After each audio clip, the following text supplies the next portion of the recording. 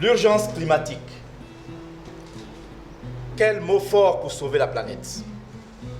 Tel est le sujet dont je vais vous parler ce soir. Il y a déjà 17 ans, un grand leader interpellait ses pairs dirigeants du monde en ces termes. Notre maison brûle et nous regardons ailleurs. Nous ne pourrons pas dire que nous ne le savions pas. C'était M. Jacques Chirac, paix à son âme, le 2 septembre 2002 au sommet de la Terre en Afrique du Sud à Johannesburg. Au moment où M. Chirac tire sa révérence,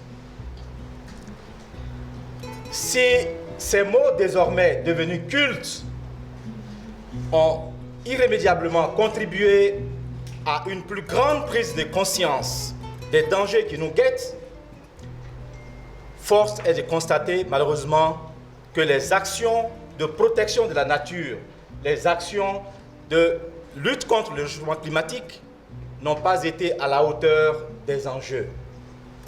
Mesdames et messieurs, vous aurez tous noté que notre planète Terre n'a jamais été aussi menacée que maintenant. Les périodes chaudes sont de plus en plus chaudes. Les périodes froides en Europe sont de plus en plus froides. Les zones habituellement froides connaissent la canicule.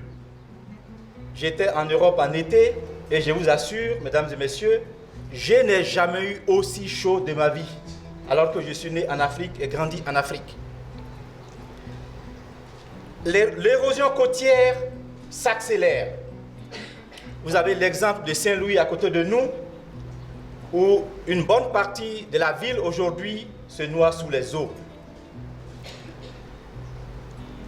Toutes les études faites montrent aujourd'hui que si rien n'est fait pour changer la tendance de façon radicale, d'ici 2100,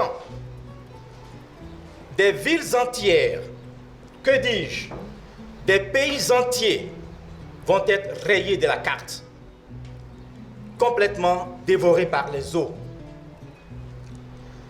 Je pense à mon fils Ryan ici présent, avec qui je discute souvent de son avenir, de ses projets, et je me demande sur quelle terre il va les réaliser.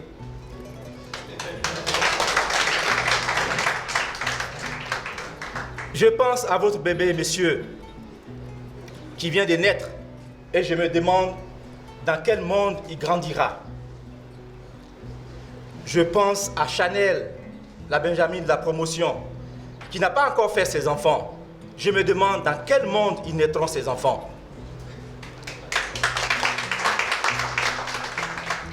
Mesdames et messieurs, nous n'avons pas le droit de voler les rêves de nos enfants.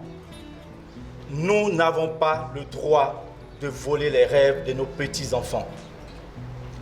La sagesse indienne nous enseigne que nous n'avons pas reçu la terre en héritage de nos parents.